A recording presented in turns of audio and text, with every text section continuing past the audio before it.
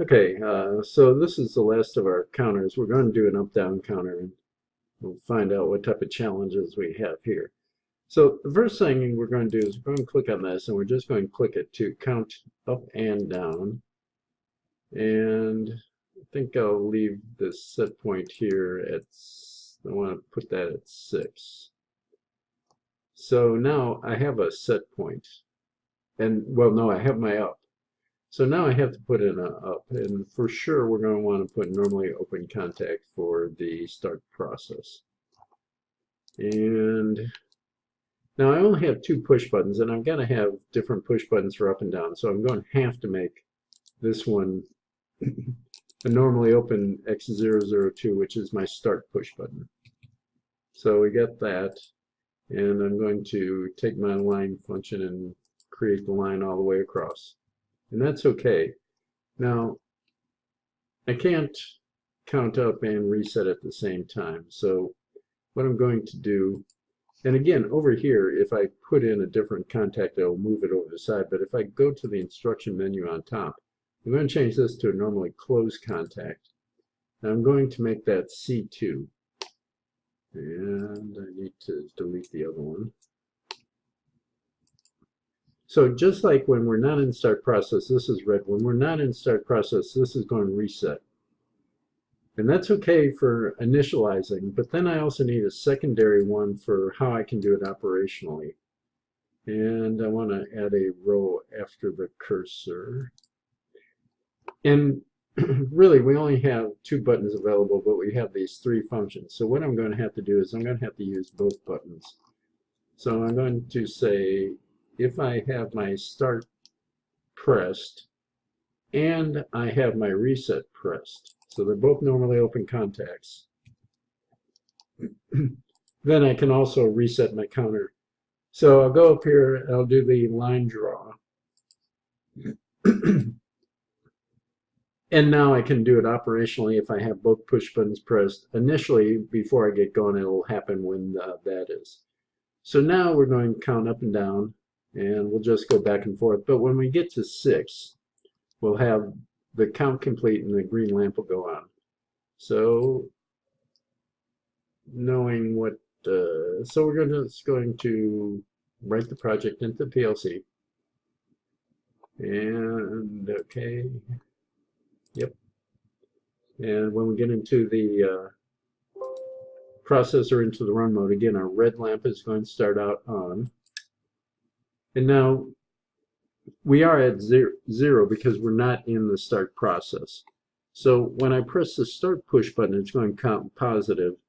If I were to hit the reset here, well, first I have to start the process. So again, we have this condition when I'm starting process and I got my finger on the push button, it's going to initially count to 1 when I go to start process. So there's our 1. Now, if I hit reset, it'll go back down to 0, and I can make it go negative.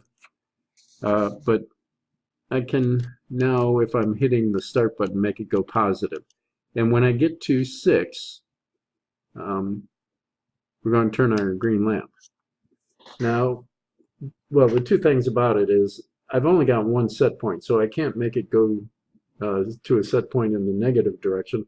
One of the things I can do, though, and if I count beyond this, you know, I can count beyond it to 7, 8, but then I can also count back down. And when I get below 6, we won't be at the terminal count, and then the green lamp will go out. So before, our only recourse was to hit the reset and make it go to 0, but you know, I can get it go down to, by hitting the reset, I can make it go down to whatever I want. And let's just check the functionality. So I'm going to hold down the start and the reset at the same time, and it should go to 0. And it does. So that's kind of the functionality.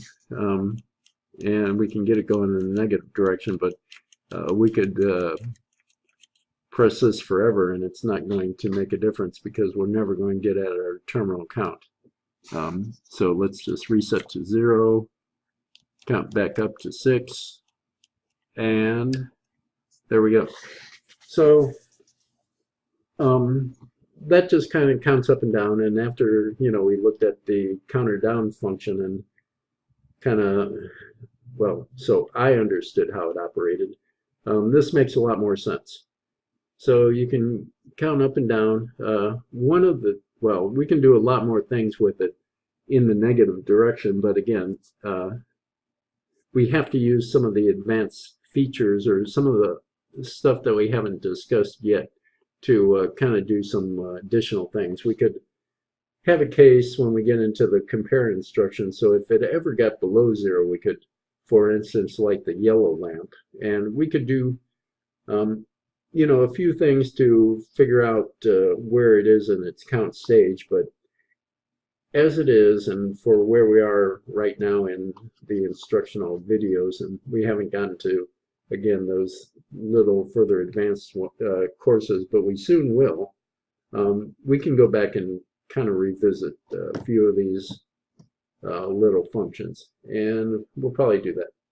But anyway, that wraps up the the counter section, and that is kind of individually as the counter and the timer. And what we're going to do next is we're going to have the timer feed into the counter, and we can do a few things with that. And maybe what we can do there is we can have one timer make it time up and another timer make it time down. But a lot of times you do use timers that feed into counters. You certainly use those if you're counting time.